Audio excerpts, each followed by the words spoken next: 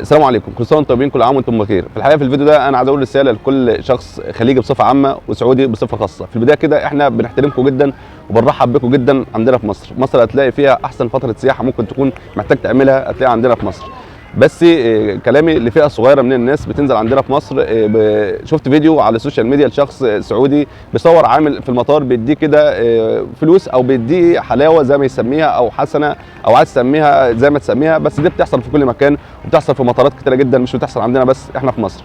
بس عايز اقول لك احنا قبل اي حاجه لما تنزل عندنا في مصر احنا تقريبا 110 مليون او 120 مليون، فعددنا كبير جدا.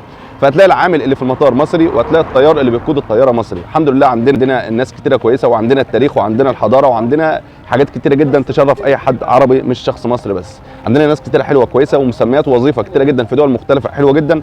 بس الطبيعي ان انت تنزل دوله 110 مليون او 120 مليون فتلاقي كل الفئات من نفس الجنسيه او من نفس البلد، عشان الحمد لله عندنا عدد كبير جدا، وده حاجه احنا نعمه كبيره جدا من عند ربنا.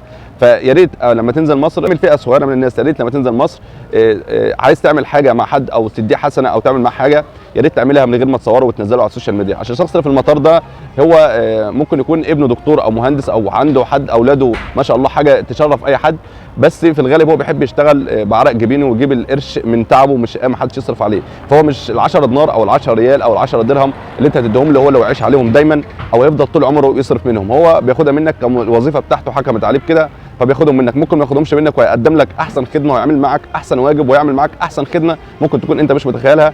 ان احنا كمصريين معروفين بالطيبه وبحسن الاخلاق وبنقوم مع اي حد بالواجب من غير ما يدينا اي حاجه، مش مستنيين حاجه من حد، بس هي ده شغلته والمسمى الوظيفي بتاعه بكده. انما ما يمنعش ان انت تحترم الشخص ده وبلاش تنزله على الميديا وبلاش تصوره، عشان هو في الغالب هو ما يعرفش انت عايز تعمل ايه او انت في نيتك ايه او انت بتصوره لايه. وانت في الغالب بتكون بتصوره عايز تطلع ترند على قفا حد ممكن يكون المهنه بتاعته كده والشغلانه بتاعته كده.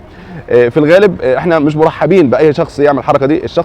الحركه دي مش مرحب بيها ولا انسانيا ولا دينيا ولا اخلاقيا ولا اي حاجه. ممكن يكون اي حد ممكن يرحب بحركه زي دي تعملها مع اي حد. اتمنى لكم فتره سياحه كويسه في مصر. انزل في مصر هتقضي فتره سياحه ممكن تكون مش هتعرف تقضيها في اي بلد ثانيه. في اماكن كتيره عندنا ممكن تروح تقضي فيها فتره سياحه كويسه جدا وهتحبها جدا وهتحب تكررها كتير. بس احنا مش مرحبين باي حد يعمل حركه زي ده عندنا في مصر. احنا زي ما قلت لك 120 مليون فعندنا كل الفئات، فيا ريت ما تاخدش الفئه اللي انت بتتكلم عنها او الفئه اللي انت بتصورها ان كل الناس كده.